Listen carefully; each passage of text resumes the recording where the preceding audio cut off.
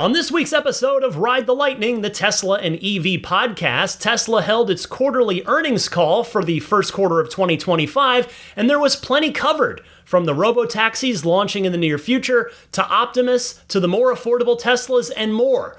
I'll have highlight clips from the Tesla executive team, plus my recap and analysis coming up next.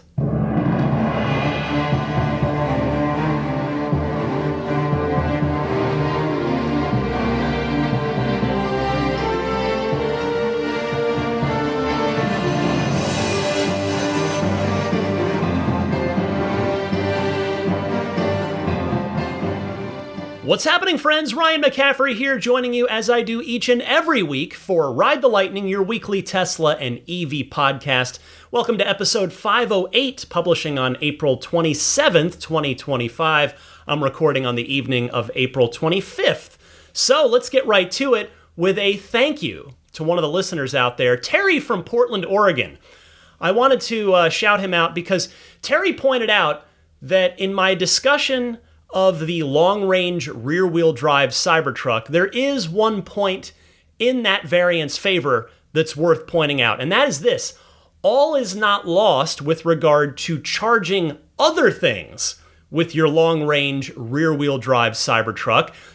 As we know, that variant doesn't have any outlets in the bed or, for that matter, in the cabin.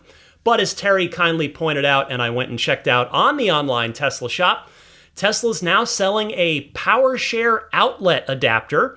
It's $80 and it plugs into the car's charge port, and it splits off and gives you two 110 volt outlets, meaning common household outlets. Here's the product description from the online Tesla shop. PowerShare outlet adapter allows you to power electronic devices using mobile connector and your PowerShare equipped vehicle's battery. To use this adapter, plug mobile connector's handle into your PowerShare equipped vehicle's charge port and connect the adapter to the other end of your mobile connector. You can then use this adapter to plug in any compatible electronic device you want to power.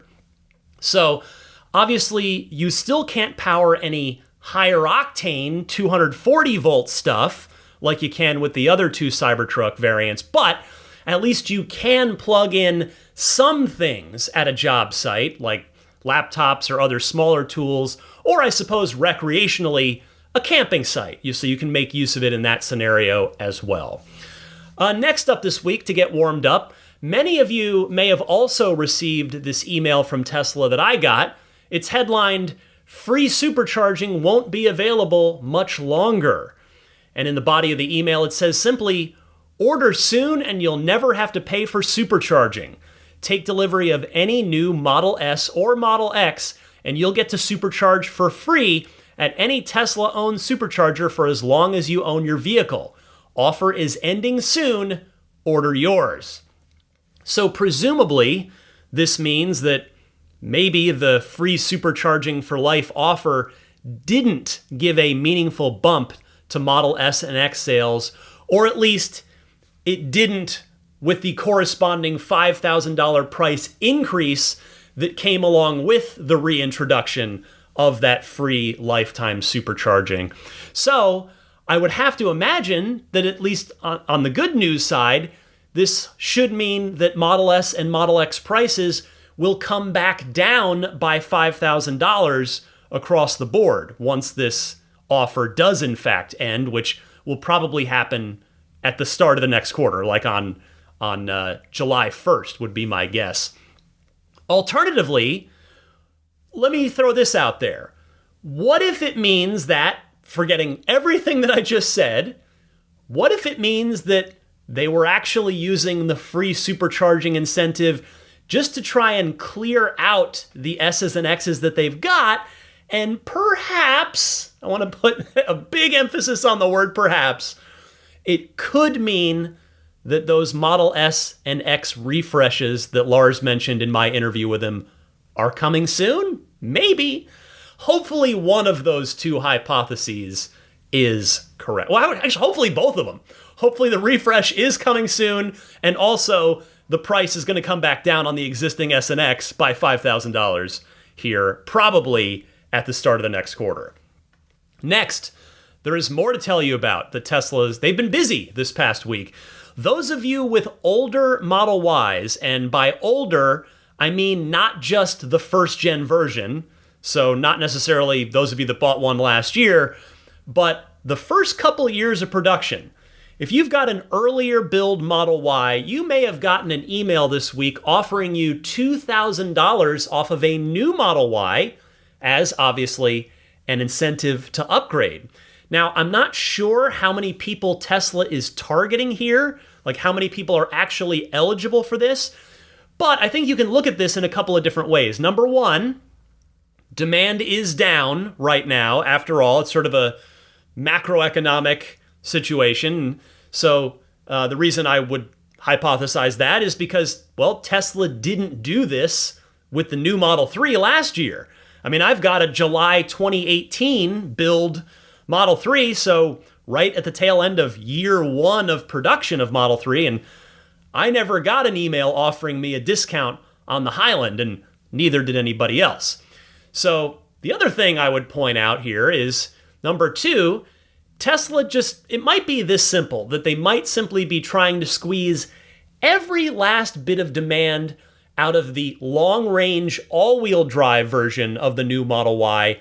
And the reason I say that is because that's still the only one they're currently selling. The new Model Y Performance isn't on the market yet, and Tesla has not reintroduced the cheaper long-range rear-wheel drive variant yet on Juniper either. So there's only one choice on Model Y, and that choice isn't necessarily going to be for everybody. So it's possible that Tesla's simply trying to get as many people to step up to that version as possible. Their margins are probably higher on that version before they reintroduce a long-range rear-wheel drive. It could also be that both of the things I just said are true, but either way, the offer is $2,000 for those of you with earlier Model Ys. And I mean, $2,000 isn't a ton, but hey, it's not nothing. It'll cover your destination fee and all the other little fees that get added on top of the price of any new car, whether you're buying from Tesla or anybody else. So that offer is now, if you're eligible, I guess it's in your inbox. You'll get an email about it if you have not already. And speaking of new offers from Tesla, yes, there's plenty to talk about before I even get to the quarterly earnings call this week. Speaking of new offers from Tesla, they have brought back FSD transfer for a, quote, limited time. Now, most likely, again, I would expect that limited time means through the end of the quarter. And I think at this point, I think I can pretty well say I've been proven right about my hypothesis here with FSD transfer. It has come back often enough. It has come back so many times that I think we can unofficially call it a permanent thing.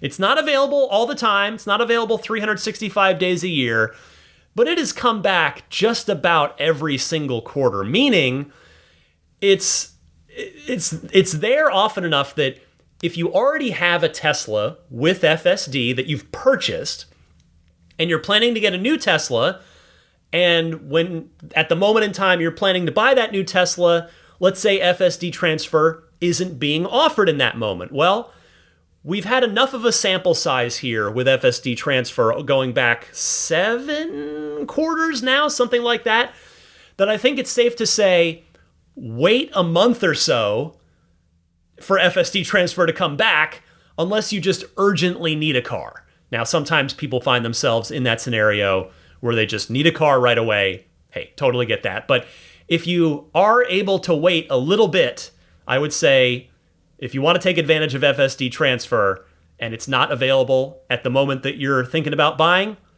just wait a month. And odds are FSD transfer will come back. All right, this week's Patreon poll, which of course is open to everybody, open to the public. You don't have to be supporting me on Patreon. You don't have to be backing me. Just swing on by every week to patreon.com/Tesla podcast. That's my Patreon page.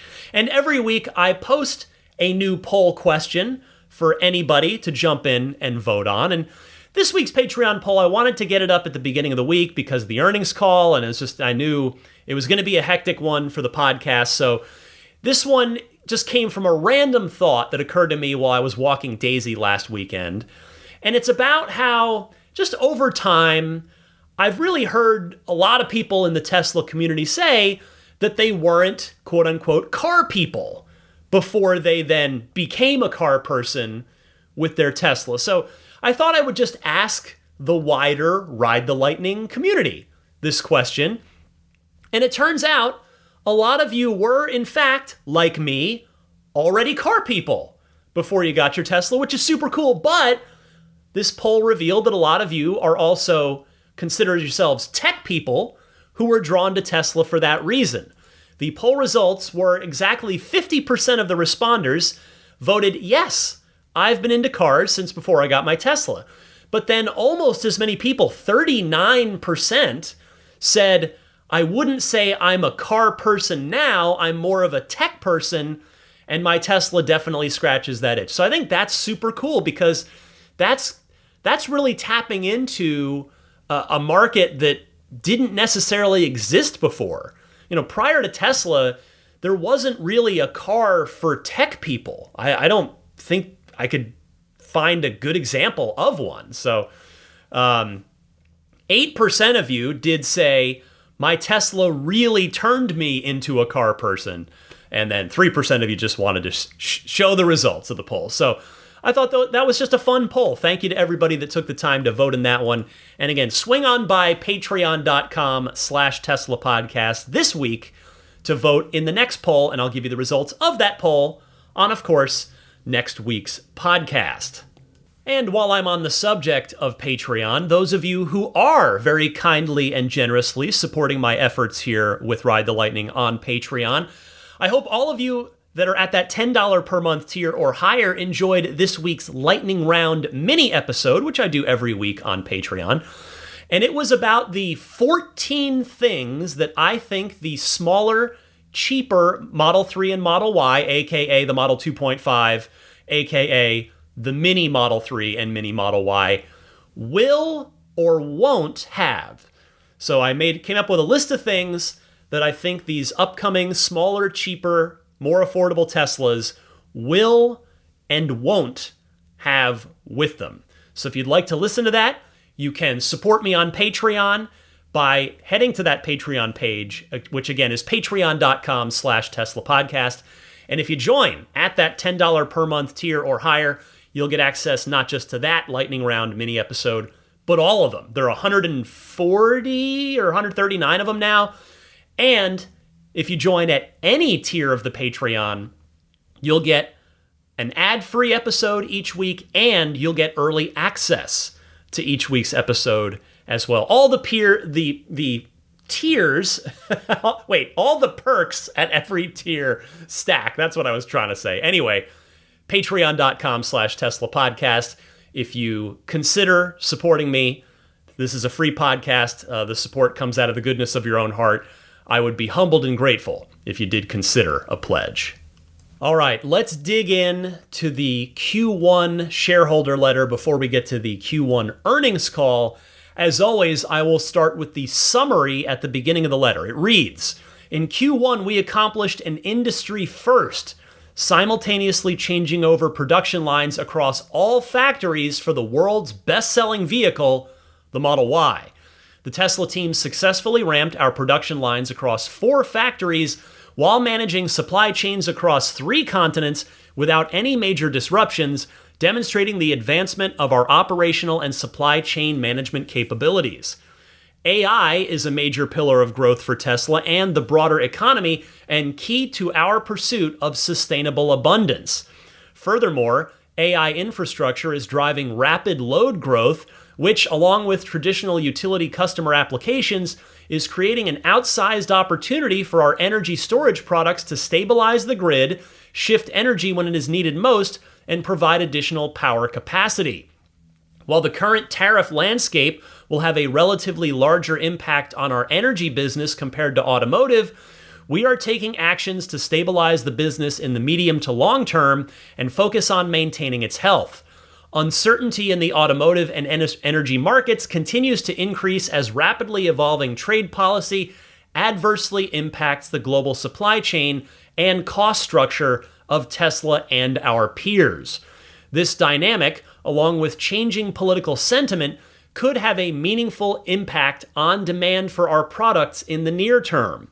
We remain committed to expanding our business model to include delivering autonomous robots across multiple form factors and use cases, powered by our real-world AI expertise, to our customers and for use in our factories as we navigate these headwinds. In the face of near-term profitability hurdles, the low-cost, localized manufacturing base that we have built provides advantages in delivering the best products at the right price to our customers globally. We continue to make critical, high-value investments while maintaining a strong balance sheet during this uncertain period. Well, honestly, the thing that jumped out at me in that entire opening statement was the bit about politics affecting Tesla. The quote again was, "Changing political sentiment could have a meaningful impact on demand for our products in the near term." I mean, that to me reads as Tesla acknowledging that their drop in numbers, which did happen this quarter, isn't just because of the switch from the old Model Y to the new Model Y. They are acknowledging that the politicization of Tesla is negatively affecting their business. They were still profitable, though, with $400 million of GAAP operating income, as well as $400 million GAAP net income. And I'll tell you this, as far as where are we in the sliding scale of good times and bad times with Tesla, I am old enough to remember back when, in fact, I've been doing the podcast long enough, I am old enough to remember back when Tesla was literally never profitable, any quarter, ever. And eventually they got there. The march to profitability was very long and extremely challenging. So even here, my point is, even here in what definitely feels like and is a headwind, they still achieved a profit. Now, in more good news, on the opening page of the shareholder letter, Tesla notes that the new Model Y ramp is outpacing all past ramps. Also, that Mega Factory Shanghai produced over 100 megapacks. That's wild when you consider how big the megapacks are, how massive those projects are. And they note that Model 3, Model Y, and Cybertruck now drive autonomously from the production line to the outbound lots in Fremont and Gigafactory, Texas. So all of those are pretty darn cool. And I would say of those, the one that I think is especially cool is the production ramp news. I know the autonomous driving thing maybe is the coolest one to some of you, but to me, and that is cool, don't get me wrong, but that production ramp, that the fact that they had the fastest ramp ever when spinning up the new Model Y suggests that when Tesla does get around to that S and X refresh that Lars mentioned in my interview with him not too long ago, it hopefully means that there won't be a 6+ month gap where S and X just aren't on the market, which is exactly what happened last time.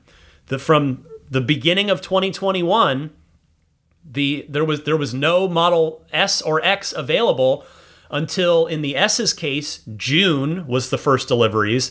And for the X, it actually went on even longer. The new Model X didn't start deliveries until, I believe might have been September, for sure October, but it was September or October of 2021. So those cars were off the market for a long time.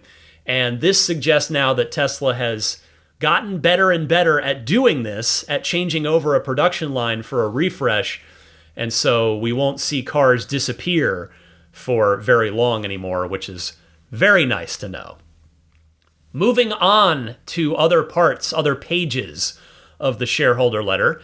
In terms of that $400 million profitability that I mentioned, here are the things Tesla cited as affecting that profitability, both positively and negatively. I think this is just good to read off so you have an idea of all the factors that Tesla cites.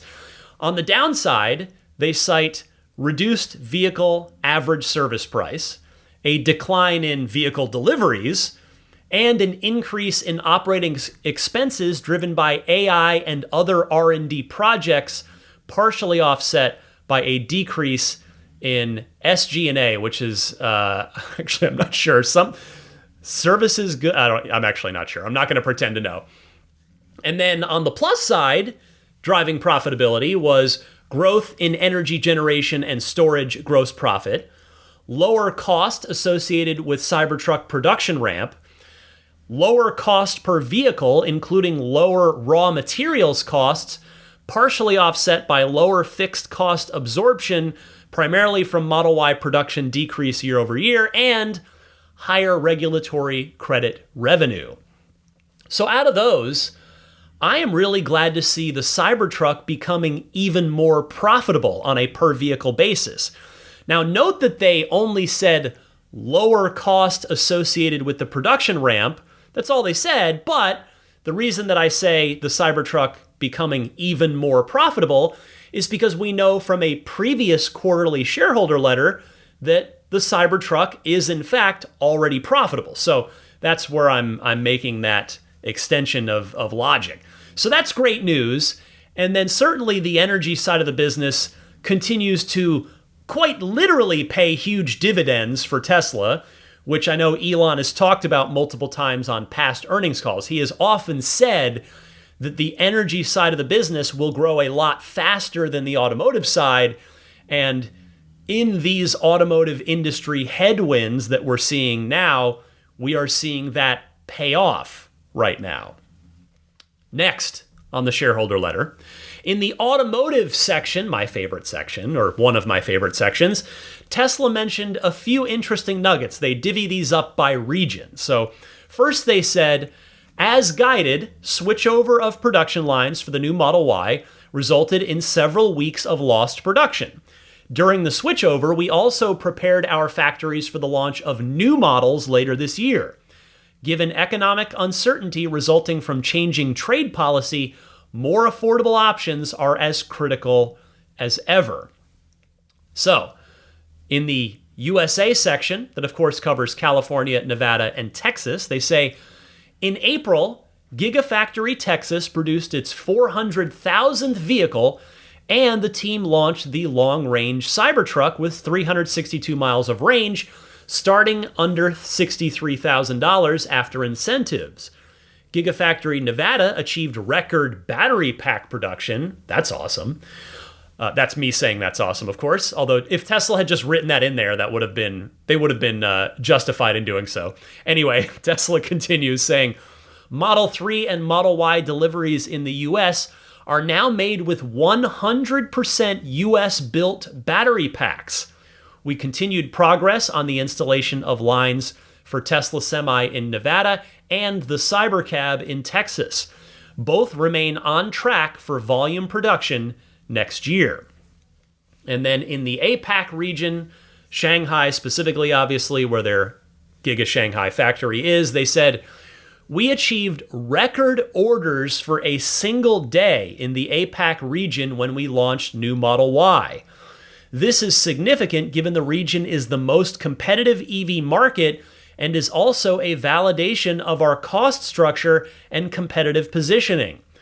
While conventional wisdom is that competition will be bad for Tesla, we have long believed that it accelerates broader EV adoption and is positive for our sales long term.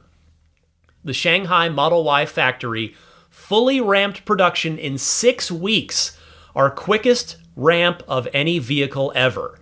We launched FSD supervised in China, the first market outside of North America, with positive reception. Well, what jumped out to me out of all of that was the prepared our factories for the launch of new models later this year. So, first of all, that says that while the Model Y line was stopped down and being changed over, they did what they needed to do to build the mini Model Y on that line later this year. And on that note, I just wanted to mention how later this year is certainly a bit more vague than the first half of the year that Tesla's been mentioning in the last couple of quarterly earnings calls and shareholder letters. Perhaps that corroborates the Reuters report about the rumored delay of the Model 2.5s, aka the Mini Model 3 and Mini Model Y that I talked about on last week's podcast. But stay tuned, we're going to hear more about that later on when we get to the earnings call. Also, in that bit that I just read you, I think it is super cool that Tesla has done what it needs to do in order to protect its Model 3 and Model Y customers and those folks' access to the $7,500 federal tax credit by having the battery packs built 100% in the US. I suppose it perhaps also aids in the tariff situation too, but I'm looking at it more directly from the consumer point of view with that tax credit. And then finally from that section, before I move on to my favorite part of the shareholder letter every quarter, but in that last bit, I just wanted to note that, well, of course it was Giga Shanghai that did the fastest production ramp ever in 6 weeks. Berlin and Texas, for context, when the Giga Berlin and Giga Texas factories were new, it took them a year to fully ramp production on the Model Y when they first opened up. So from 52 weeks down to 6, as usual, Giga Shanghai is the overachiever in the Tesla family, beating every single goal that is set for them. All right, now, again, my favorite part of the shareholder letter every quarter. You longtime listeners know what I'm talking about. Yes, it is the current installed annual vehicle capacity chart that tells us what's going on with every vehicle in the Tesla lineup. And there is an update on my favorite car for the literal first time ever. So the chart is unchanged, mostly unchanged. So of course, under the California region with S and X, the capacity of 100,000 per year, status production, 3 and Y in California, capacity of over 550,000, status in production. Shanghai, 3 in the Y, capacity over 950,000, status production. Berlin Model Y, over 375,000 capacity, status production. Texas Model Y, capacity over 250K, status production. Cybertruck, again, as it's been, capacity over 125,000, status production. Cybercab is in the Texas group, and it is listed as status construction. And then in the Nevada region, we have the Tesla Semi, whose status is construction.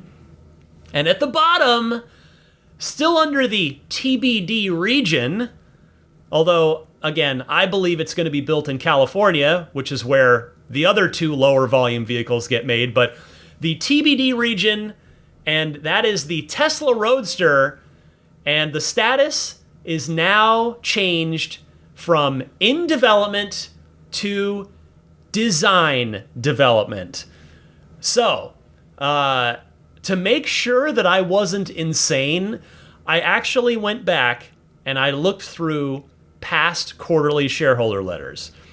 And though the Roadster was unveiled in Q4 of 2017, Tesla did not start putting this current installed annual vehicle capacity chart into its shareholder letters until Q3 of 2019. Now that is still over 5 years ago. So that means that for all 22 times that Tesla has included that chart in their shareholder letter, the Roadster has said the same thing every time in development. So now, on its 23rd appearance in this chart, it has been updated to something else, with that something being design development. So, hey, it's some kind of movement on the Roadster in an official shareholder acknowledging way. So I will take it, and hopefully we'll see more updates to the Roadster entry in the next few quarters. Finally, in the shareholder letter, we go to the outlook section in the end, which is subdivided into volume, cash, and product.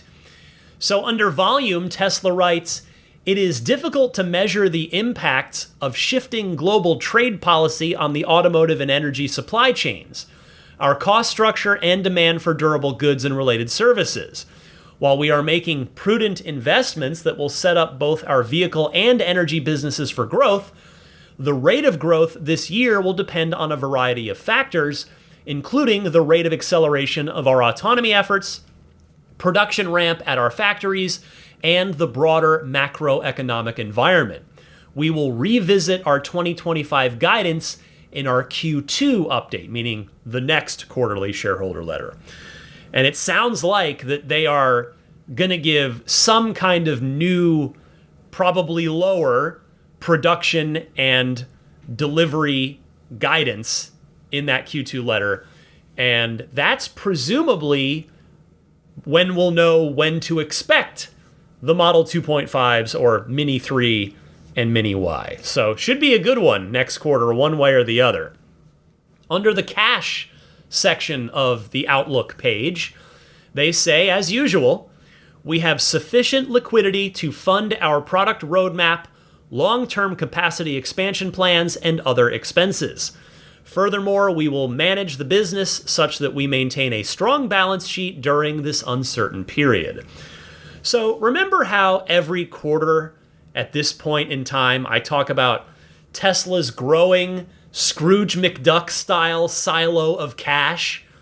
Well, it comes in handy now in this tougher moment in time. They've got so much money in the bank, just many, many, many billions of dollars, that they will be just fine for the foreseeable future. And then finally, under the product section of the Outlook page, they write, "Plans for new vehicles, including more affordable models, remain on track for start of production in the first half of 2025. These vehicles will utilize aspects of the next generation platform, as well as aspects of our current platforms, and will be produced on the same manufacturing lines as our current vehicle lineup. This approach will result in achieving less cost reduction than previously expected, but enables us to prudently grow our vehicle volumes in a more CapEx-efficient manner during uncertain times. This should help us fully utilize our current expected maximum capacity of close to 3 million vehicles, enabling more than 60% growth over 2024 production before investing in new manufacturing lines. Our purpose-built robotaxi product, Cybercab, will continue to pursue a revolutionary unboxed manufacturing strategy and is scheduled for volume production starting in 2026. So I guess never mind. Tesla is in fact reaffirming the start of production on the more affordable cars for the next 2 months. This obviously contradicts the Reuters report, and we'll see what happens. I mean, I can't imagine that they would obscure a delay, especially at this 11th hour. So we'll see what happens next. And believe me, I would love for that Reuters report to be inaccurate on this one. It would be great to see those cars, those models on the road sooner rather than later. And hey, we won't have to wait long to find out one way or the other. Real quick, before I get to the highlight clips and analysis from the earnings call, I wanted to remind you about XCare from my friends at Accelerate Auto, the EV-specific extended warranty available for your Tesla. Accelerate Auto is redefining the electric car extended warranty. They have just rethought this from both a product perspective and a customer-facing perspective. It's what innovative organizations do. So they developed XCare, which is a comprehensive extended warranty designed exclusively for EVs. I have a 3-year, 40,000 mile, additional 40,000 mile policy on our 2018 Model 3. It's come in handy a few different times, and it was super easy. Filing a claim, super easy. Getting the reimbursement was super easy, and I might add, super quick. So if you're planning on hanging on to your EV for a while, I definitely can recommend from personal experience, give Xcare some strong consideration. You can customize your policy how you see fit, whether you want to kind of mirror something like I did, an extra 3 years, 40,000 miles. Maybe you want to go more, an extra 5 years, an extra 7 years. You can even go up to 10 extra years on your policy if you so choose, and up to 125,000 additional miles of warranted driving. Again, it's totally flexible. It's up to you. Head to their website, which is accelerateauto.com/xcare. That's spelled XCELERATEAUTO.com/XCARE. Might be easier to just click the link in the episode description. A note as well that if you just want to cover your high voltage battery and your drive unit, your vehicle may qualify for that coverage as well. So if you don't want to worry about the rest of the car, but you just want to get a warranty extension on your battery and drive unit, you might be able to do that with Xcare as well. So check them out. And if you're a Ride the Lightning listener, guess what? You get $100 off when you select Xcare's one-time payment option. Just use the discount code LIGHTNING. Okay, let's dig into the Q1 earnings call. As always, we start with CEO Elon Musk's opening statement. Fair warning on this one that he broke his own recently set record for the longest opening statement on a Tesla earnings call ever. This one is 17 and a half minutes long, but as always, I do want to play you the whole thing because I just think these are worth listening to, just to hear from the CEO on the state of all things Tesla. And by the way, there's a point in here, if you hear a long silence, there's nothing wrong with the podcast. So take a listen, 17 and a half minutes, and then I'll come back with some thoughts and then plenty more highlight clips from this call. Hello, everyone. Well, it's never a dull moment these days. One thing's for sure, every day is going to be exciting. As people know, there's been some blowback for the time that I've been spending in government with the Department of Government Efficiency, or DOGE. I think the work that we're doing there is actually very important for trying to rein in the insane deficit that is leading our country, the United States, to destruction. And the DOGE team has made a lot of progress in addressing waste and fraud. The natural blowback from that is those who were receiving the wasteful dollars and the fraudulent dollars will try to attack me and DOGE team and anything associated with me. So, but then I'm really left with two choices. Should we just let the waste and fraud continue? We're continuing at it to grow at a really unsustainable pace that was bankrupting the country, or to fight the waste and fraud and try to get the country back on the right track. And I believe the right thing to do is to fight the waste and fraud and get the country back on the right track, and working together with the President Trump and his administration. Because if the ship of America goes down, we all go down with it, including Tesla and everyone else. So I think this is this critical work. Now, the protests that you'll see out there, they're very organized. They're paid for.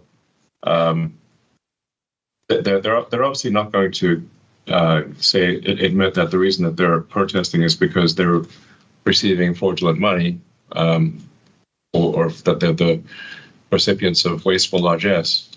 But they're going to come up with some other reason.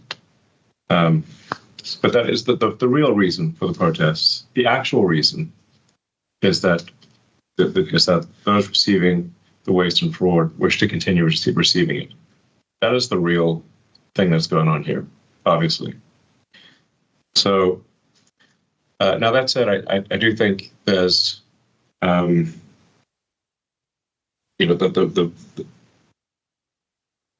large slug of work necessary to get the DOGE team in place and working in the government to get the financial house in order is mostly done.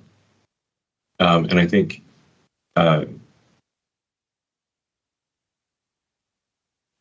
starting probably in next month, in May, my time allocation to Doge will drop significantly. I'll have to continue doing it for, I think, probably the remainder of the president's term, just to make sure that the waste and fraud that we stop does not come roaring back, which we'll do if it has the chance. So I think I'll continue to spend, a day or two per week on government matters for as long as the president would like me to do so, and as long as it is useful. But starting next month, I'll be allocating far more of my time to Tesla, and now that the major work of establishing the Department of Government Efficiency is done. So at Tesla, we've gone through many a crisis over the years, and actually been through many near-death experiences. I think we're on the ragged edge of death, at least maybe a dozen times. It's been so many times. This is not one of those times. We're not on the ragged edge of death, not even close. But there are some challenges, and I expect that this year will be there'll probably be some unexpected bumps this year. But I remain extremely optimistic about the future of the company. The future of the company is fundamentally based on large-scale autonomous cars and large-scale, in large volume, vast numbers of autonomous humanoid robots. So the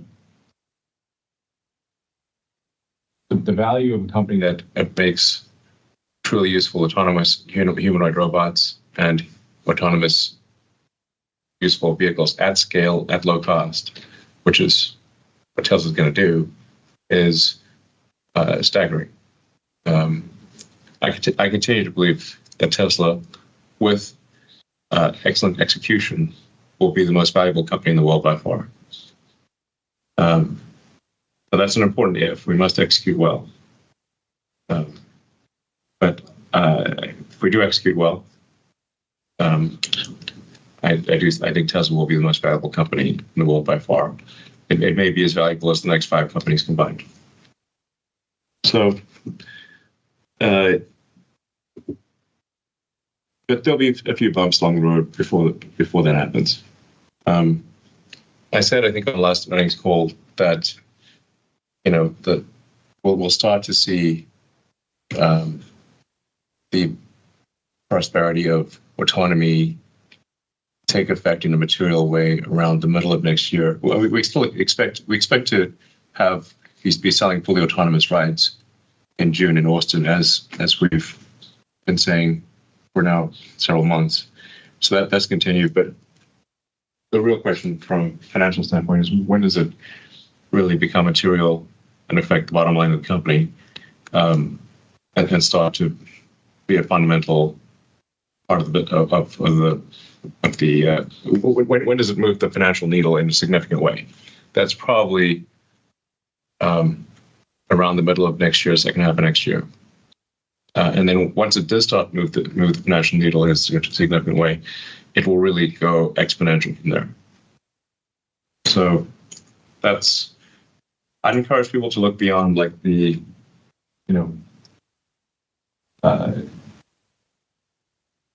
some sort of bumps and potholes of the road immediately ahead of us, but lift your gaze to the bright, shining,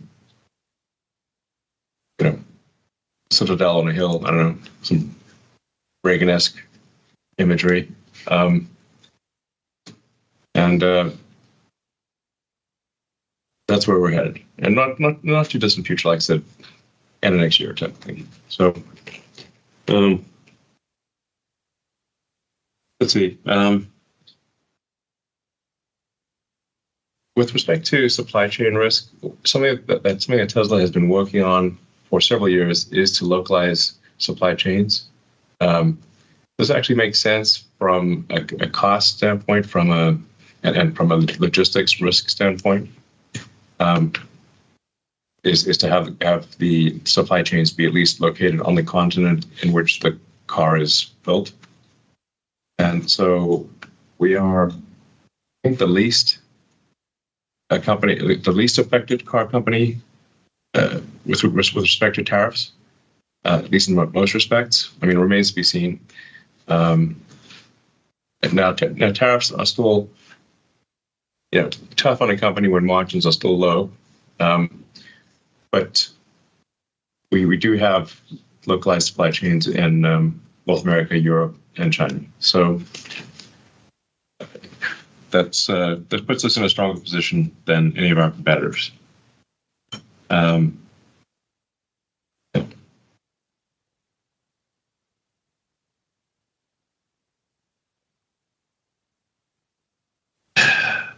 And undoubtedly, I'm going to get a lot of questions about tariffs, and I just want to emphasize that the tariff decision is entirely up to the President of the United States. I will weigh in with my advice with the President, which he will listen to my advice, but then it's up to him, of course, to make his decision. I've been on the record many times as saying that I believe lower tariffs are generally a good idea for prosperity. But this decision is fundamentally up to the elected representative of the people, being the President of the United States. So, I'll continue to advocate for lower tariffs rather than higher tariffs, but that's all I can do. So, now let me walk you through why I'm so excited about the future of Tesla. So, first of all, autonomy.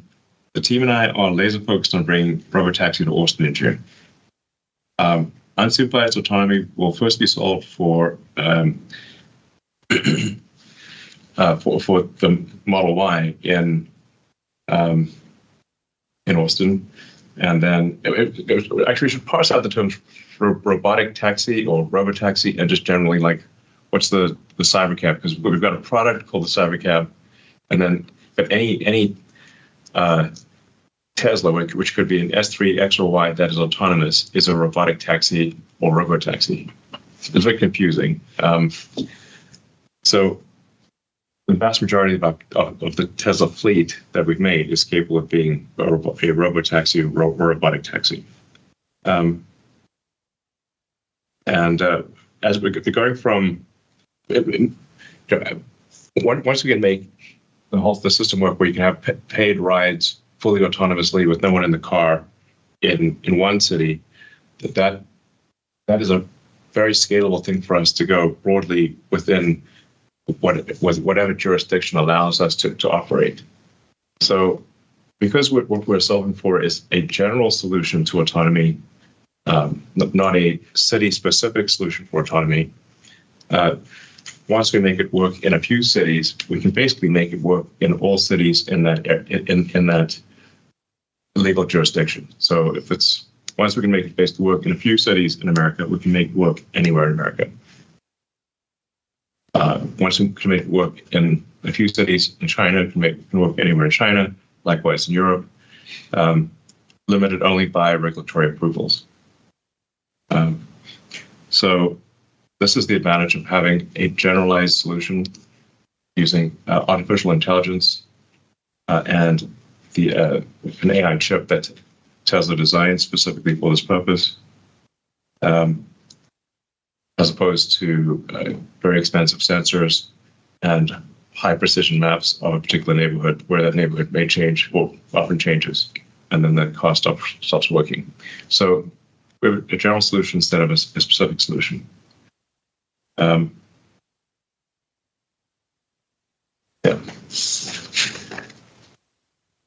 Then with regard to Optimus, we're making good progress in Optimus. We expect to have thousands of Optimus robots working in Tesla factories by the end of this year, doing useful work. And we expect to scale Optimus up faster than any product, I think, in history, to get to millions of units per year as soon as possible. I think feel confident in getting to 1 million units per year in less than 5 years, maybe 4 years. So by 2030, I feel confident in predicting 1 million Optimus units per year. And it might be 2029. So let's see, with respect to energy, our energy business is doing very well. The Megapack is enables utility companies to output far more total energy than would otherwise be the case. When you think of the energy capability of a grid, it's much more than say total energy output per year. If the power plants could operate at peak power for all 24 hours, as opposed to being at half power or sometimes a quarter power at night, then you could double the energy output of existing power plants. But in order to do that, you need to buffer the energy so that you can charge up something like battery pack at night and then discharge into the grid during the day. So this is a massive unlock on total energy output of any given grid over the course of a year. And utility companies are beginning to realize this and are buying our megapacks at scale. So at this point, a gigawatt class battery is quite a common thing. So we have many orders in the hopper for gigawatt and beyond batteries. And we expect the stationary energy storage business to scale ultimately to terawatts per year. So very, very big numbers. Now, Q1, first quarters of a year are usually pretty tricky because it's usually the worst quarter of the year because people don't want to go buy a car in the middle of winter during a blizzard. So, we picked Q1 as like a good quarter to do a cutover to the new version of the Model Y, and we changed production of the world's best-selling cars. Worth remembering, the Model Y is the best-selling car of any kind on Earth, with a 1.1 billion unit per year output of a single model. And we did this changeover at the same time in factories all across the world. So congratulations to the Tesla team on an amazing job in pulling off what is a very difficult transition. So yeah, it's really, that was very impressive work. So yeah. In conclusion, while there are many near-term headwinds for us and the broader industry, the future for Tesla is brighter than ever. The value of the company is delivering sustainable abundance with our affordable AI-powered robots. So a spray that I like this phrase, sustainable abundance for all. If you say, like, what's the ideal future that you can imagine?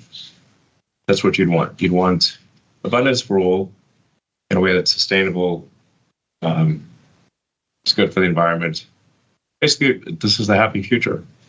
If you say, well, what's the happiest future you can imagine? One that would be a future where there's sustainable abundance for all. Closest thing to heaven we can get on Earth, basically.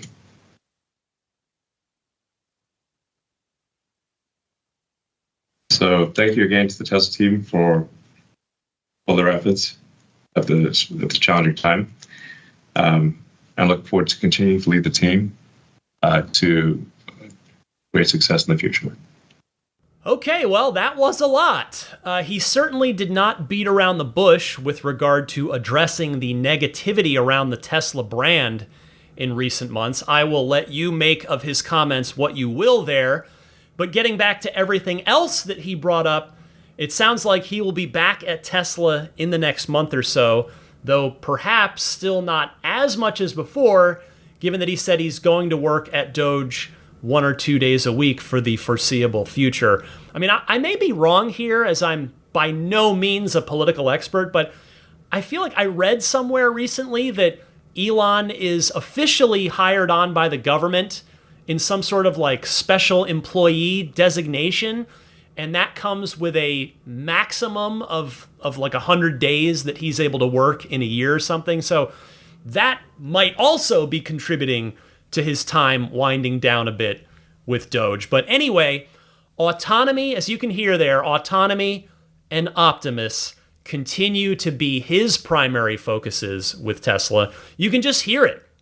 You can hear how he talks about it. Nothing else the company is doing is even close in terms of the mind share that it occupies for him. He did not breathe a word about Cybertruck and its new cheaper variant or its production ramp. In fact, I don't think the name Cybertruck was uttered on this entire call, actually, which is kind of wild to think about. But autonomy is the immediate push. That is what clearly the team is really driving towards here with this Austin debut of robotaxi in June.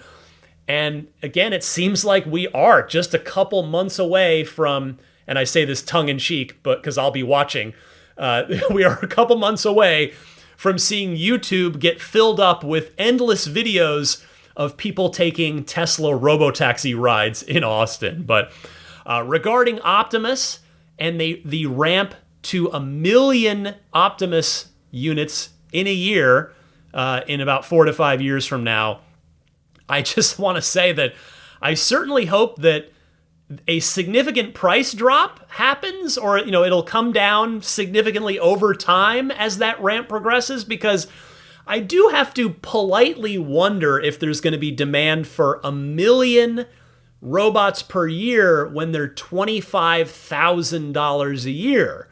Now, 10 grand a year, yeah, then we're certainly getting, maybe there's certainly going to be more of a chance to be selling 1 million of them a year at that price, but 25K, and the reason that I use that number, because that's what Elon has suggested that the initial price will be of Optimus.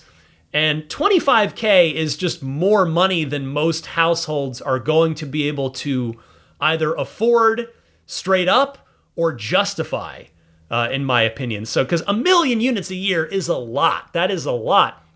I mean, Tesla makes 2 million cars per year across a whole spectrum of price points and segments. And so we'll see what happens with the pricing on Optimus and as that production ramp progresses towards 1 million units per year in the next 4 to 5 years. But, then again, I have to also just admit my own ignorance, for lack of a better term, in the sense that Optimus is essentially an entirely new product category, not just for Tesla, obviously, but for anything, for the world. So maybe I'm completely wrong and they're going to have no shortage of demand for 1 million of them per year at any price. But anyway, finally, with regard to his opening statements there, while I very much, and I mean this sincerely, I do always appreciate Elon's optimism. I've talked about it on the podcast before. I think his optimism is core to who he is, and I think it's a big reason why he has inspired so much of the great work at his companies, is because of his optimism. I do think Optimus driving society to, quote, the closest thing we can get to heaven on earth, that's maybe just a little much, just a little bit there. So, let's be optimistic, but maybe let's also keep one toe planted on the ground in reality a little bit. I'm not quite ready to go to heaven on earth from having a robot in my house, but I guess maybe Tesla will prove me wrong. But I guess last thing I almost forgot here, I do want to mention this, although it was brought up in the shareholder letter earlier that I read you pieces of. I know the energy side of the business isn't my focus on this podcast, but it is awesome to hear about just how absurdly well the energy side is doing. I mean, you talk about Optimus being an entire new market category unto itself. Tesla's energy business pretty much is that. Whether we're talking about power walls or mega packs, I mean, everything that Tesla's doing on the energy side is something that really hasn't existed in the market before. And so I just think it is super cool to see the huge results on the energy side of the business. And it's only going to keep soaring as well. You know, the fact is the energy products, I mean, yeah, the power walls are for home use. I've got one. It's awesome. It allows me to stay more off the grid, to use more sustainably sourced energy, and to maintain power in the event of a power outage. So it's just an awesome product to have at home. And then the larger scale stuff, like the mega packs, you know, it just makes so much sense for utilities and municipalities. So kudos to Tesla for helping push sustainable energy on such a large scale, because at that huge scale, it matters. It moves the needle. All right, next, we move to a few of the upvoted retail shareholder questions, starting with one about the Cybercab. Here is friend of the podcast, Lars Moravi, to tell us more. And if the question was on Cybercab itself, we're in B sample validation now. Yeah. We should ask that question too. Yeah, we have our first big builds coming at the end of this quarter, within Q2, and then in the coming months we start to large scale installation of all the equipment in Giga Texas, with still on schedule for production next year. Yeah, and I just want to also clarify, because I think people don't understand. They think that there's no new building being built, and where is Cybercab going to be? It's in the Giga. It's within the same factory. Yeah. It's happening, and people don't know it's just happening upstairs and all along the lines, while we're still building the Model Ys and Cybertrucks every day. Yeah, it's worth noting that the Tesla Gigafactory in Austin is 3 times the size of the Pentagon, including the garden. Yeah, including the Ground Zero garden. So go visit the Pentagon. I'm like, this building used to look big, but anymore. I love Lars because he just gives you raw answers without any sugarcoating. I mean, you heard it in my interview with him on episode 499. Like, for instance, here, did I know the term B-sample validation before this earnings call? No. But do I get what he's saying? Absolutely.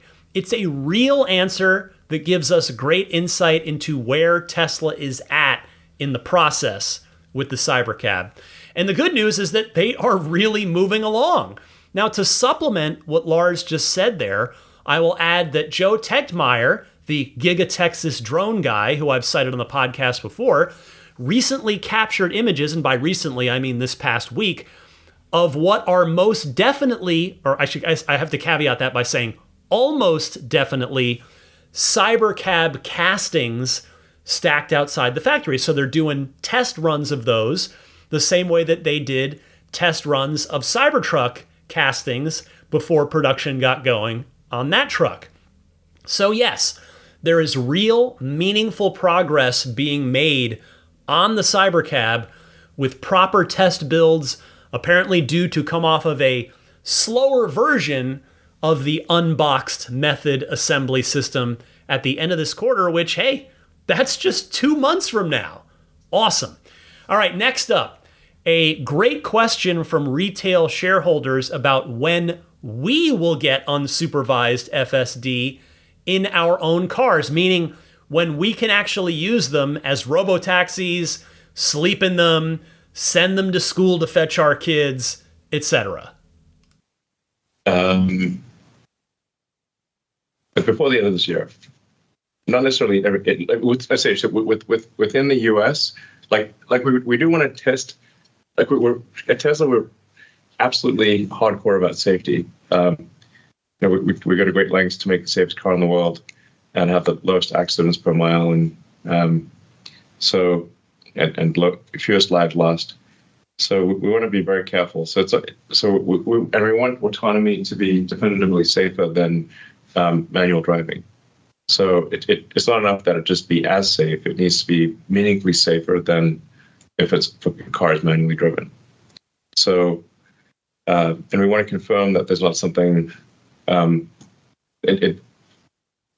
just want to be cautious with the rollout. We don't want to jump in at the deep end with an army. So, but that said, I think we should be able to have it work in several cities later this year for personal use. The acid test being you should be able to can you go to sleep in your car and wake up at your destination. And I'm confident that will be available in many cities in the US by the end of this year. Speaking very selfishly here, if you'll permit me for a moment, history suggests, as does the presence of a whole lot of Tesla engineers, that my city, San Francisco, will be one of those several cities that gets activated for customer use by the end of this year. And when it happens, will I be testing it out? Maybe, is my honest answer. I mean, I'm sure it's only going to be on hardware for cars. So am I going to be a bit hesitant to let my brand new Model 3 Performance in on the action? Because one mishap, like one curb rash, anything would just make me insane. So I will say, if I could use my wife's 2018 Hardware 3 Model 3 Performance, I would not hesitate. I'd be like, yep, let's go. Let's have it. I'm going to sit in the back seat and let's have it drive me to wherever. But that is probably not happening. It's most likely going to be the Hardware 4 cars only. So I am so picky and protective, I guess, of my car that if I'm being honest with myself, I am probably going to let other people try it out first here in San Francisco and see how it goes. But I am excited. Don't get me wrong. I am excited about this progress and the fact that it may be available in my own personal car by Christmas. All right, next up, a direct question about whether or not Tesla is still on track to get those more affordable cars. Again, whether you want to call it the Model 2.5, the Mini Model 3, Mini Model Y, whatever. If those cars are still on track, here is Lars speaking to that. We're still planning to release models this year. As with all launches, we're working through like the last minute issues that pop up. We're knocking them down one by one. At this point, I would say that ramp maybe might be a little slower than we had hoped initially, but there's nothing, just kind of given that turmoil that exists in the industry right now. But there's nothing that's blocking us from starting production within the timeline we laid out in the opening remarks. And I will say it's important to emphasize that, as we've said all along, the full utilization of our factories is the primary goal for these new products. And so flexibility of what we can do within the form factor and the design of it is really limited to what we can do on our existing lines rather than building new ones. But we've been targeting the low cost of ownership. Monthly payment is the biggest differentiator for our vehicles. And that's why we're focused on bringing these new models with the lowest price to the market within the constraints I just highlighted. So again, this is straight from Lars, who would certainly know best. It sounds like we might be seeing these cheaper cars very soon after all, which is awesome. There is more on this later in the call that's even more revealing, though, if you'll permit me a little teaser right here. So stay tuned for that. But first, here's a bit more from Lars, who was asked for an update on how Tesla's revolutionary unboxed manufacturing method is progressing. It's progressing, absolutely. As I mentioned just a minute ago, it is the basis for our Cybercat manufacturing process. It's really what we changed in order to allow the low cost of production and also get the super high levels of automation. Really levels of automation that are sort of unheard of in the vehicle manufacturing scale. This is not something that when you see it be produced, you'll think of in terms of wow, that's how a car has been built for 100 years. It's really something we've changed. In the past year, we've been focusing on a lot of key development areas, like marrying these large sub-assemblies together in a precise way, in an accurate way. We've also de-risked things like corrosion of uncoated aluminum structures, the sealing across the seams of the vehicle, and when you marry assemble components. And we've even done early crash testing, and we've proven that it's going to be just as safe as every other car we build. And so we're with all that combined, we kind of go into the builds that we have at the end of this quarter for the CyberCAD product, and that's the next real big test of full scale, integration of the unbox process. And that's kind of where we are. So you'll see them in testing on the test roads in a couple of months. Yeah. And although the line won't be obviously at this rate initially, this is a revolutionary production system. I'm not sure what the right word is. Unboxing sounds like something like when you get your phone. You open it up. Yeah. So you have like a pleasant experience when you take your phone out of the box. But which of course is nice, but this is much more revolutionary than that. This is a profound reimagining of how to make cars in the first place. No car is made like this anywhere in the world. The factory is the product as much as the car is the product. So it's really just the first principles approach to manufacturing that will ultimately allow us, I think, I'm confident ultimately it'll allow us to achieve a cycle time, meaning a unit every 5 seconds or less off a single line. And we want to incorporate some of these for testing it into our existing production lines as well for those with the line Cybertruck already. So this is something I've been thinking about for a long time, and I've sort of been thinking about this for a long time, and it's kind of it's not a crazy thing. Like a car every 5 seconds may sound like it's coming out like bullets, but actually it's coming out at walking speed. It's like a meter a second. A meter a second. So this is like we're still far away from caring about the aerodynamic drag of the manufacturing line. Because you're still at 3 miles an hour type of thing. Window doesn't make up. Every 5 seconds sounds crazy, but it's 3 miles an hour. That's what we're talking about. So you can run away from it basically. But that's still by far the fastest line on Earth. And it's like half order, like I don't know. What's like the best single line on Earth? It's like about Shanghai Phase 2. And that's us? 33 seconds. Yes. And we're the fastest, right? I would think so. We think we're the fastest at 33 seconds in our Shanghai factory, but this would be 6 times faster or 7 times faster thereabouts. So it'll be slower than that at first, but the point is that like when you fully optimize the design and operation of the next generation factory that we're building right now, a 5 second cycle time or less is the design is capable of it. So if you like when you go through like a radical new architecture, you go from like being like an A. I mean, I'd say like probably Shanghai in particular is an A+ on a moderately, an advanced but still traditional car production system. Sort of, they're really doing about as good as possible to do within a conventional scenario. So trying to get much below, sort of below like 30 seconds is extremely difficult. But if not, and you start getting into sort of impossible, where you have to be faster than a human could possibly move. So then the autonomous line, it really just needs to be robots moving really fast, and that's where you get to sub 5 seconds. But we'll start off with at getting a C in. Instead of an A, getting a C in a new architecture.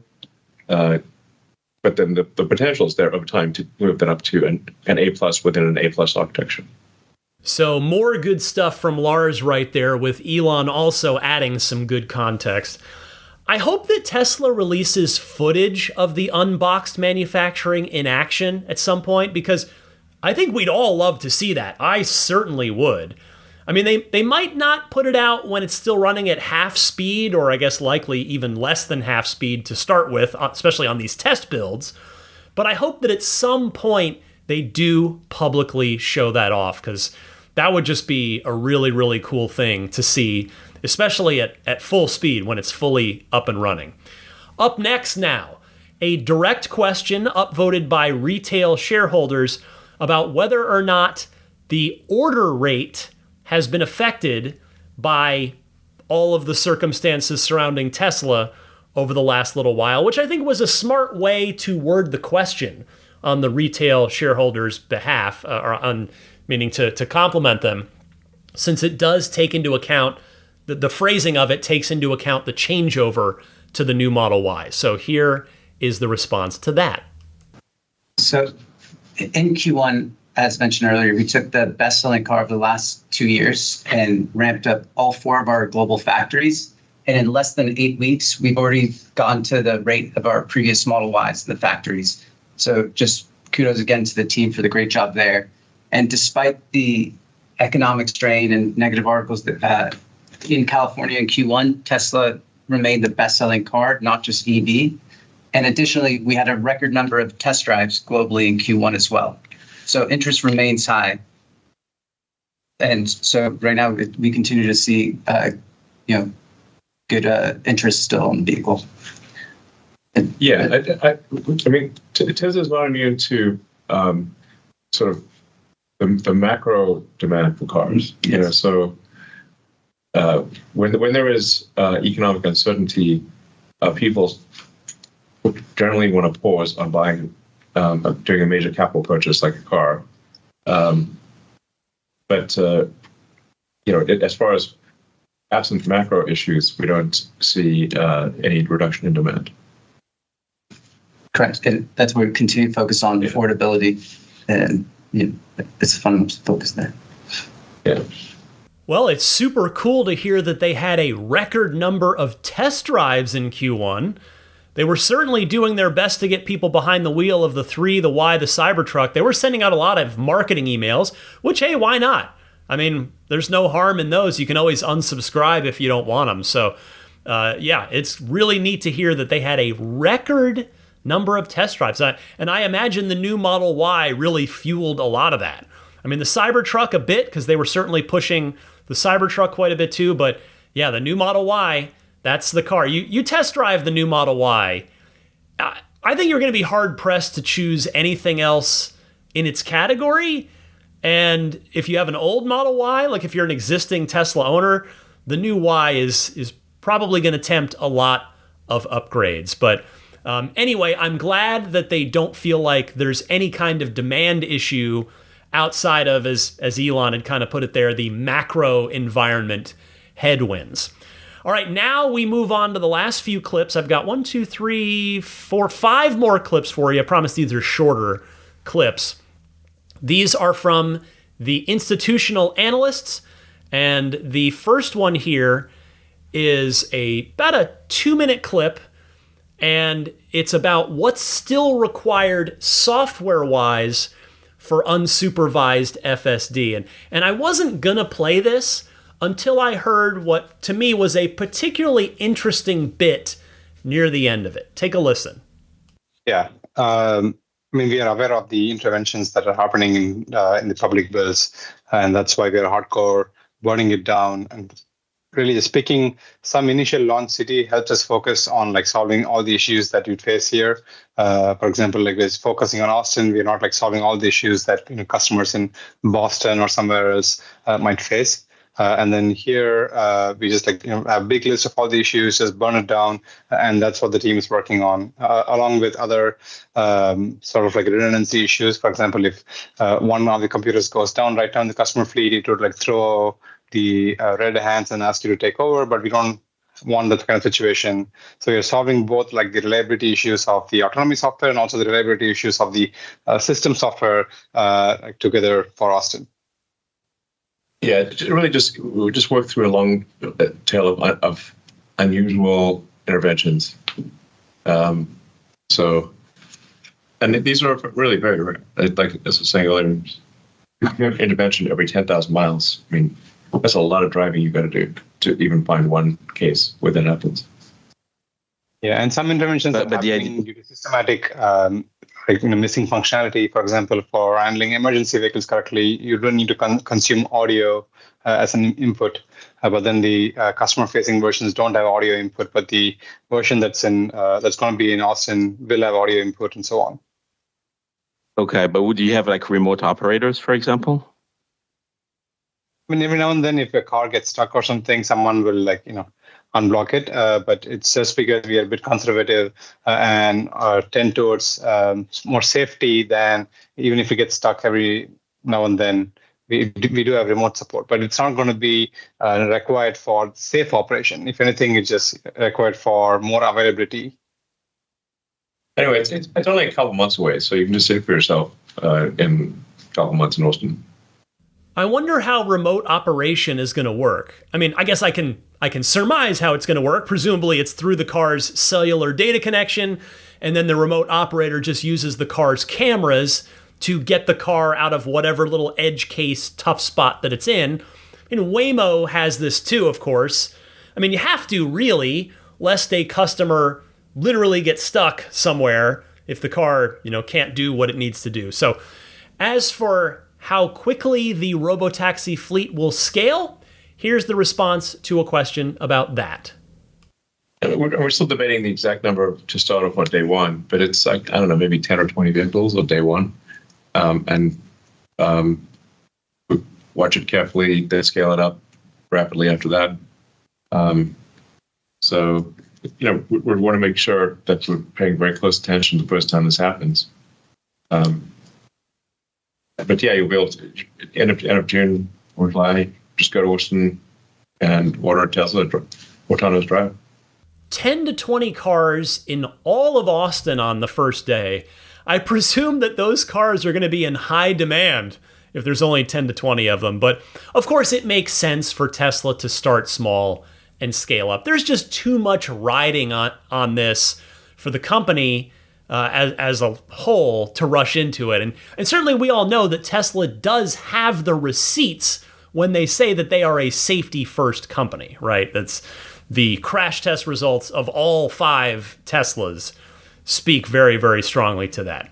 Okay, next up was a fantastic question about whether or not Tesla might employ a multi-tiered pricing structure once unsupervised FSD is achieved, similar to autopilot, enhanced autopilot, FSD in years past. Here is Tesla's CFO to speak to that before Elon joins in. I mean, this is something which we've been thinking about. I mean, just so you know, for people who have been trying FSD and who've been using FSD, they think even the current pricing is too cheap because for $99, you're basically getting a personal show. Yeah, I mean, we do need to give people more time to if they want to look at, like a key breakpoint is, can you read your text messages or not? Yes. Can you write a text message or not? Because obviously people are doing this, by the way, with unautonomous cars all the time. And if you just go for a drive down the highway and you'll see people texting while driving, doing 80 miles an hour. And putting the makeup on at the same time. Yeah, putting on makeup, doing their hair with the mirror down, and texting and driving at 80 miles an hour. This is a common occurrence.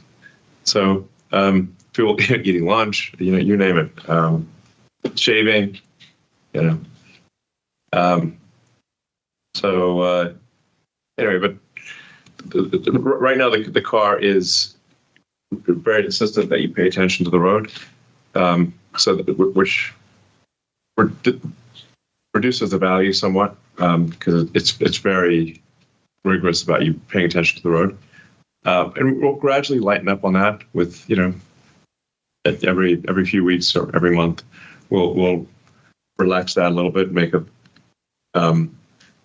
so you can be more and more able to do things you want to do and not have the car demand your rigid attention. So that value, it'll really be profound when you can basically do whatever you want, including sleep, and then that $99 is going to seem like the best $99 you've ever spent in your life. First of all, I had to laugh at the CFO saying that some current customers say that $99 a month is too cheap. No customer has ever said that with a serious face, unless they're also a shareholder, but I do appreciate the sentiment there. I mean, my big takeaway from that, though, and feel free to send me a note if you think I'm wrong, is that it sure sounds like the price is going to stay the same even when they get to unsupervised FSD, which is fantastic news. All right, 2 more questions, 2 more clips to play for you here. Both I felt were great questions with great answers on the Tesla side. So here's Elon answering a question about the sun blinding the FSD cameras and fog and other environmental obstructions, let's call it, with the vision-only system. Actually, it does not blind the camera. We use an approach which is direct photon count. So when you see a processed image, so the image that goes from the sort of photon counter, so the silicon photon counter, that then goes through a digital signal processor or image signal processor. That's normally what happens, and then then the image that you see looks all washed out, because if you point the camera at the sun, the post-processing of the photon counting washes things out. It actually adds noise. So quite a big breakthrough that we made some time ago was to go with direct photon counting and bypass the image signal processor. And then you can drive pretty much straight at the sun, and you can also see in what appears to be the blackest of night.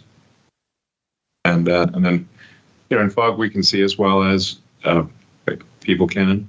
Probably better, but I'd say probably slightly better than people, well, than the average person anyway. Yeah. Has Tesla ever spoken of this bypassing of the image signal processor before? If they have, I offer you my apologies because I don't remember it. So that was new to me.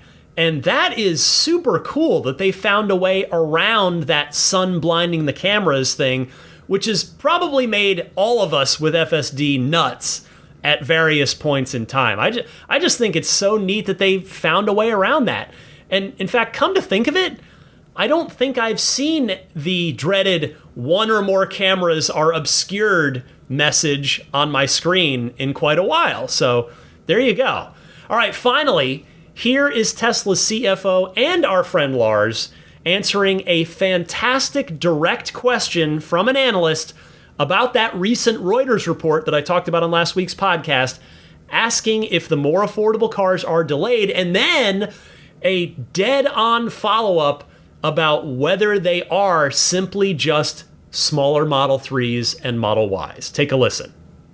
So I think Lars already covered it in answering one of the say.com questions. The real thing which we are trying to focus on is affordability. And using our existing lines, and there's always limitations when you're using existing lines as to how many different form factors can you bring to.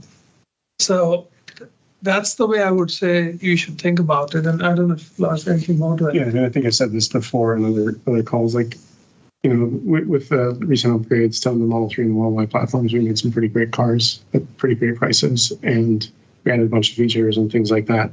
I think it's easy to consider that, moving forward, Tesla doesn't make bad cars, and we always make, our intent is not to make a car that is any worse than any car we've ever produced in the past. And so, the models that come out in the next months will be built on our lines and will resemble in form and shape the cars we currently make. And but the key is that they'll be affordable and you'll be able to buy one.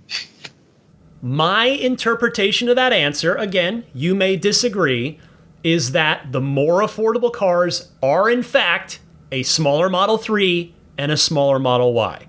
Lars said they will resemble in form and shape the cars we already make, and then the CFO's bit there about them being made on the same manufacturing lines. I think that was indirect, roundabout way of Tesla saying these aren't totally new cars, which, as I've discussed on recent episodes, I think it does make a ton of sense because of the extremely high household name factor of the Model 3 and the Model Y. Well, there you go. That is all the good stuff from this quarter's earnings call. I hope you enjoyed my recap, highlights, and analysis there. I'm not quite done with this episode, though. I am going to skip the Ride the Lightning hotline this week because we're already, I think, pushing 90 minutes in this episode. However, if you do have something to say, if you'd like to call in and ask a question, potentially be featured on the podcast in an upcoming episode, you can dial in. There are two easy ways to call into the podcast. You can either use your smartphone's built-in voice recording software, record your question, please try to keep it to 90 seconds or less, and then email that file to me at teslapodcast@gmail.com.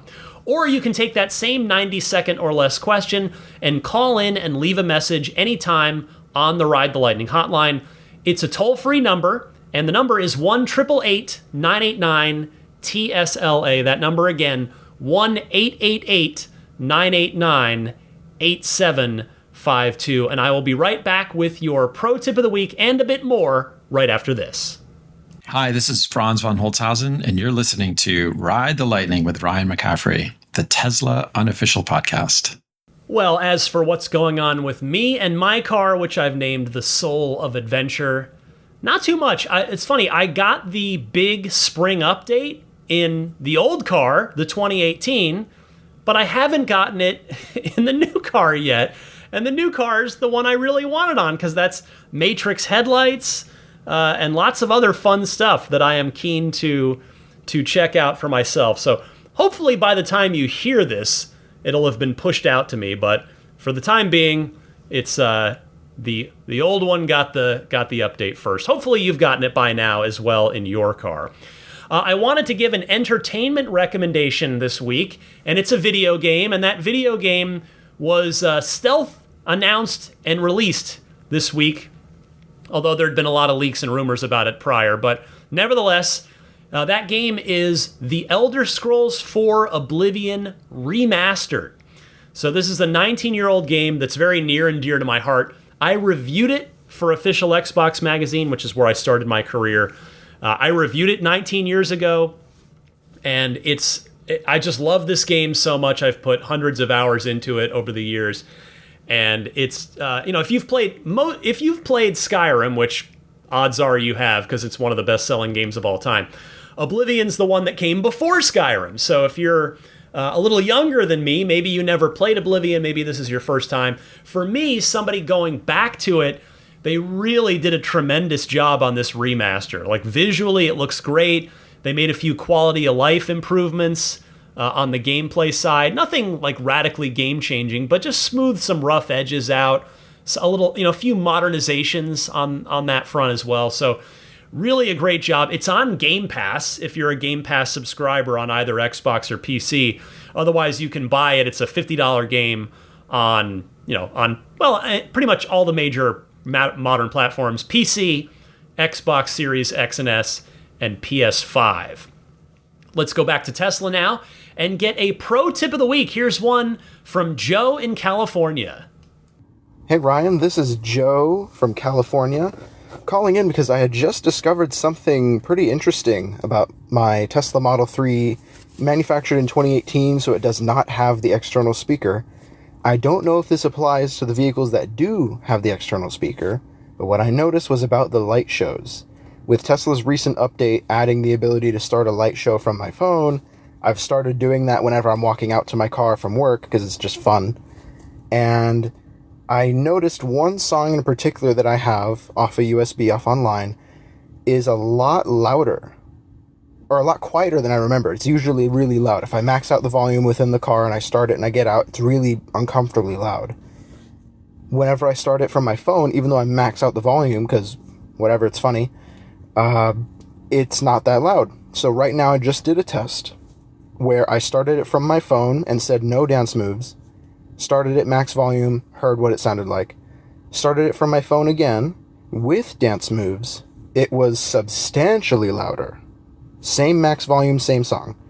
On top of that, starting it from within the car, enabling dance moves, max volume also produced the louder volume on the light show. So I'm not exactly sure what causes this. Again, maybe it's because it doesn't have the external speaker. The car needs to play it louder because the windows might close at some point in the song and it needs to play louder. I'm not sure if that's intentional or not, but thought it was pretty interesting. Might be a pro tip or two. So hope you have a good week. Hope this gets featured. Well, Joe, it did indeed get featured. Thank you very much for this. I would absolutely call this a pro tip. You're out here doing the Tesla light show science, and for that, I thank you, and the Tesla community thanks you. Seriously, great stuff here, and I appreciate you calling in with this one. This is a fun one. You're reminding me, by the way, that I need to use this feature more often. In fact, I haven't even used the external speaker once on my new car, I think because I'm so used to not having it on the old one.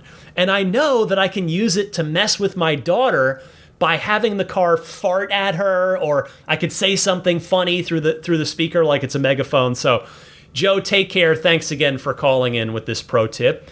If you've got a Tesla pro tip of the week that you'd like to share with me and your fellow Tesla owners and enthusiasts, I welcome and encourage you to call in with it. You just call in with either of the two call-in methods for the Ride the Lightning hotline that I gave you a little earlier. Before I scoot out of here this week, I want to mention a few friends of the podcast in case they can be useful to you at some point in time.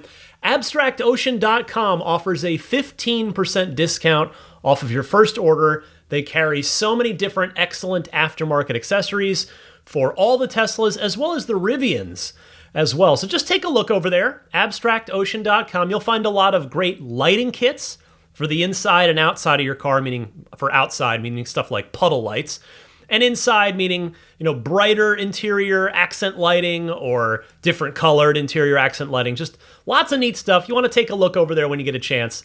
And the coupon code to use at checkout for that 15% off of your first order is RTL Podcast. All one word, no spaces there. RTL Podcast. That is the discount code at abstractocean.com. If you head on over to SnapPlate to find yourself either the SnapPlate or the SnapPlate Plus, you can go to everyamp.com/RTL. And that is the front license plate bracket that snaps on and off in seconds. It's got that really nice, clean, minimalist design that blends really nicely with the Tesla front end when it's installed, and it leaves no unsightly hardware behind when it's removed. Make those fix-it tickets go away. For those of you who, like me, hate having to use a front license plate, this is the one that I definitely recommend, especially over the one that Tesla gives you that sticks to the front of your car with automotive adhesive. Do not want that, because if you ever try to take it off, good luck. Good luck getting it off cleanly anyway. So there's the Snap Plate, which is safety optimized with breakaway features to sacrifice itself in a worst case scenario like a parking accident or a car wash. There's also the Snap Plate Plus, which is strength optimized with hardened features for maximum strength. Get yours again at everyamp.com/RTL. And there's a coupon code for a discount here. That code is RTL. Immaculate Reflections. Here in the greater San Francisco Bay Area, take your car over there. You will not regret it, whether you want to do paint correction to get your finish looking as good as it possibly can. Maybe you want to do ceramic coating so that you don't have to worry about waxing the car for the next 5-ish years, give or take. In my case, the 2018 Model 3 still has its original coat of ceramic on it, still going strong there. Maybe you want to do paint protection film on the front of the car or all the car even, potentially. Whatever you want to do, Immaculate Reflections can help you out. They'll do a great job, as they've done on both of my Model 3 performances. So head on over to the website to learn more. It's irdetailing.com. And when you reach out through the contact form there, make sure to mention that you're a Ride the Lightning listener, and you'll get the listener discount extended to you with any services that you book in. I mentioned this earlier. I'll mention it one more time. It's my Patreon. This show is free. It's been free for going on 10 years now, right? I'm coming up on my 10-year anniversary. It's always been free. It will always be free. That's the point. But I am on Patreon, which is a platform that is there to support creators, authors, musicians, poets, podcasters, etc. So it's a month-to-month thing, although there are also annual pledge options. If you have the kindness to support me for an entire year with one pledge, you can do that as well. And as a thank you, I'll give you a 10% discount if you do the annual pledge. But I have several support tiers. Those tiers start at just $5 a month. And for $5 a month, you're supporting the podcast, you're supporting me and what I'm doing here, and you will get 2 perks for that $5 a month. You'll get early access to every podcast, and you'll get an ad-free version of the podcast, and you'll get the ad-free version early. So there's that, and then the tiers go up. I mentioned earlier the $10 a month tier where you get the early access, the ad-free, and all of those lightning round mini episodes each week. So please take a look if you get a chance. I'd be humbled and grateful if you would take a peek over there at patreon.com/Tesla Podcast.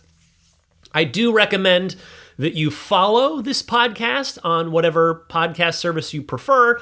Statistically, for most of you, that's Apple Podcasts, but I'm also on TuneIn and Spotify and YouTube podcasts. Just search Ride the Lightning Tesla.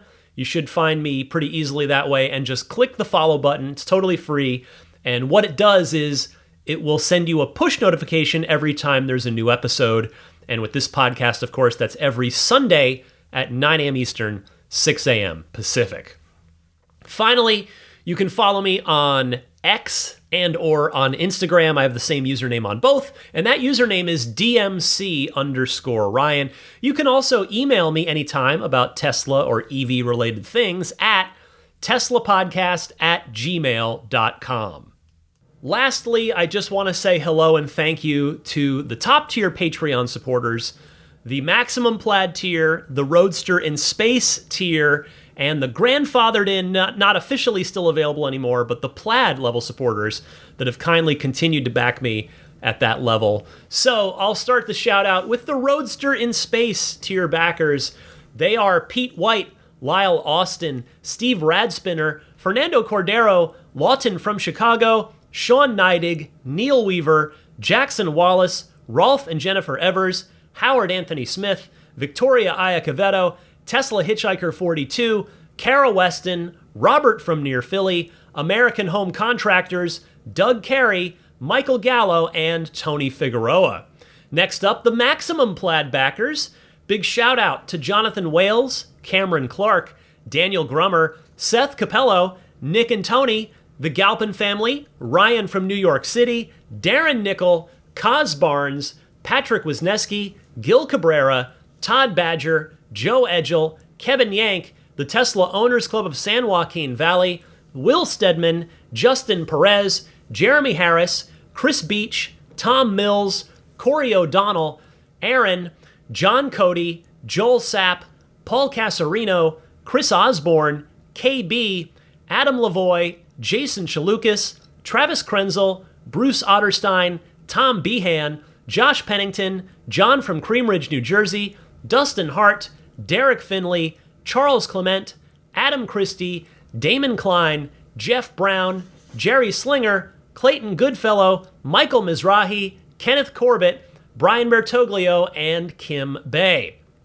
Lastly, those Plaid level supporters who kindly continue to pledge at this otherwise discontinued support tier, but they get all the perks and bonuses that they should get for kindly continuing to support me and support the podcast at that Plaid level. Thank you to George Cassiopo, Logan Willis, Peter Chalet, Eric Randolph, Dory and Steve Guberman, the Tesla Owners Club of Taiwan, Ron Lee, Charlie Gillespie, Jeff Angwin, Chase Cabanillas, the Lydia family, Aaron Altschul, Jared Brown, Jerome Strack, Jamie Dalton, Mike and Barbara from Louisville, Matt Nixon, the Tesla Owners Club of Wisconsin, Ish, not Elon Musk in quotes, Peter, and the Bear Boys of Colorado. Speaking of, I'm going to give him a shout out, extra shout out here. Ryan from New York City. A year and a half or so ago, I was in New York on business, and I had met up with Ryan, and we went to, I told him, hey, I'm going to this pizza place in New York that I've heard a coworker, a friend of mine, Brian Altano, shout out to Brian, has talked up endlessly. And it's John's of Bleecker Street. So I was like, I'm free for the evening here after my business was tended to during the day. Why don't you meet me there? So Ryan from New York City meets me there. We proceeded to be floored. John's of Bleecker Street, I've had a lot of phenomenal pizza in my life. And I would never say any pizza is the best. I would say it's maybe my favorite.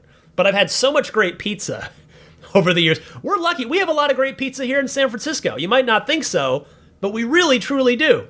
Anyway, John's of Bleecker Street, I go there.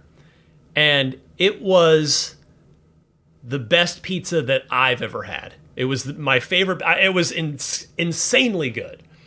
And just tonight, in fact, because I took a little break. Obviously, the podcast is you hear it all in one go. But after right near the end, I'd done most of the podcast, most of the recording.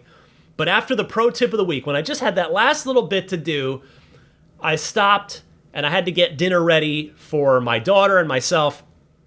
And I had gotten a Gold Belly gift certificate for Christmas from my brother and sister-in-law. Very generous, very nice.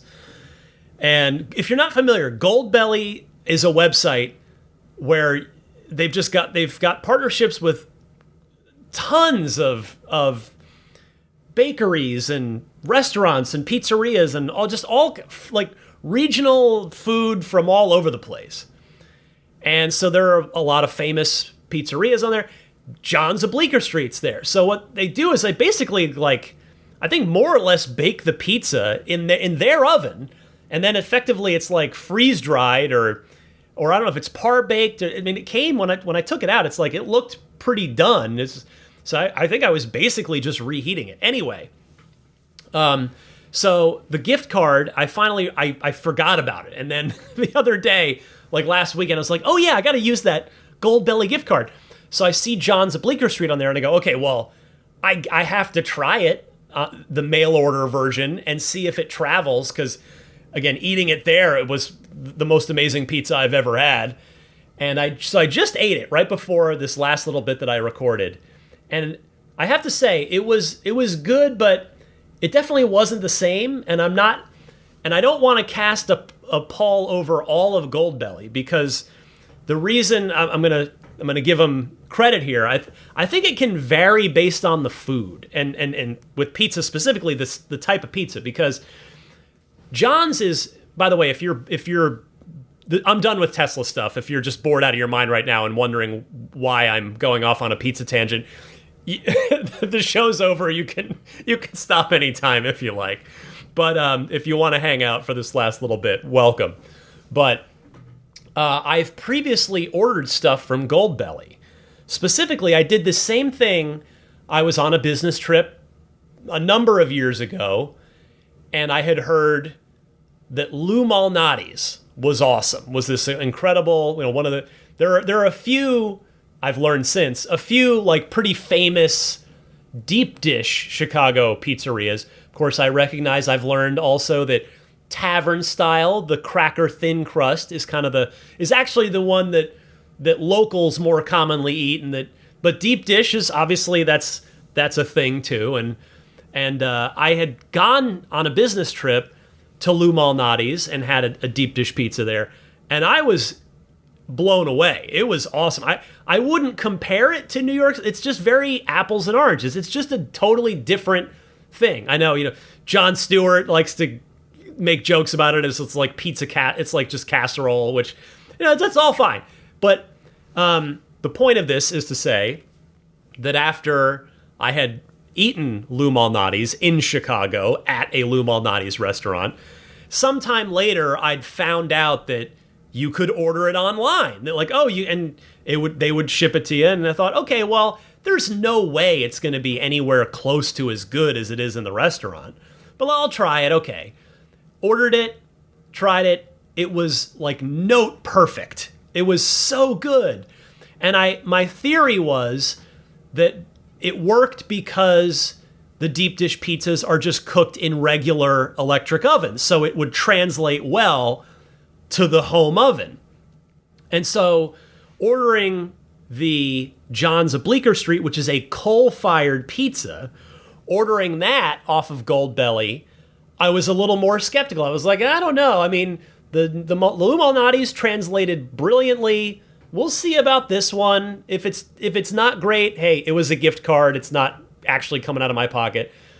And I have to say, it was okay. It just kind of tasted like a reheated pizza, which wasn't bad because it's a good pizza. It's a great pizza to start with, but it's a 2-pack. So that was, I think the second time when I do the next one, I'm going to leave it in longer, let it get hotter, because I didn't want to burn it. I didn't want to, so it was good, but it, at least at first taste, it did not translate nearly as well as the Lou Malnati's.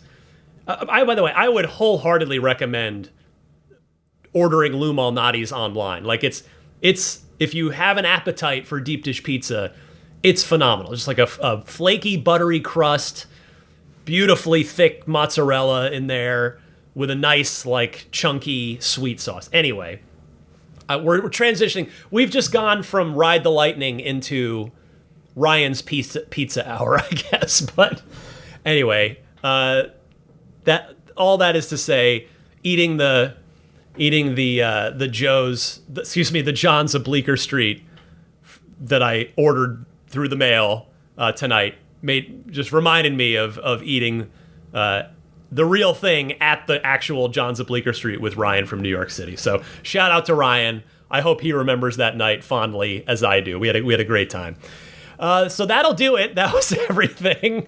Just added like a completely unnecessary 5+ minutes to the end of this podcast. But hey, it's my podcast and I make the rules and you're in control. You can press that stop button anytime you like. But anyway, I do sincerely thank all of you for listening. I thank all of you for your time, your attention, your interest in sharing my enthusiasm here for the cars that Tesla makes and the greater EV scene. There's a lot to love out there. It's a lot of fun. And this was a fun episode 508, another quarterly earnings call recap in the books. I wonder how many of these I've done. I mean, 4 a year, right? Plus, I mean, I do this for the annual shareholder meeting too, but as far as quarterly earnings calls, 4 a year, and I'd have to go research it. I don't know when I first started doing this. Like, did I first start doing this right away? Because I started in the beginning of August 2015. That was episode 1. So that means the first earnings call after that would have been in mid to late October of 2015. I guess I could go check and see if I did an earnings call recap. Anyway, I've done a lot of these, and they're always a sprint, but they're always fun, and I hope that I do provide some sort of service with these. I know this episode was longer than the actual earnings call, although the earnings call was an hour and a half this time. Usually it's pretty hard capped in an hour, but not this time. It did go much longer. But anyway, I hope you enjoyed this one. I had fun putting it together. I promise I'll stop talking now for real. Happy electric motoring, my friends, and I'll see you next week.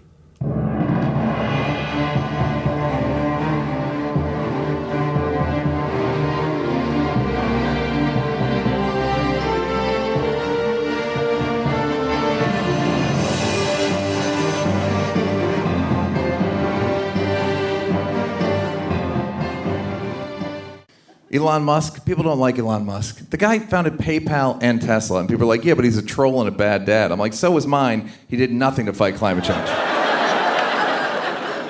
Also, have you been in a Tesla?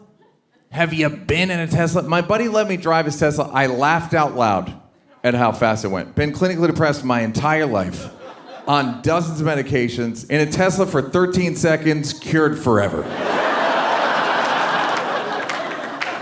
I mean, I think a Tesla is the most fun thing you could possibly buy ever. That's what it's meant to be. Our goal is to make it's not exactly a car. It's actually a thing to maximize enjoyment. It's maximum fun.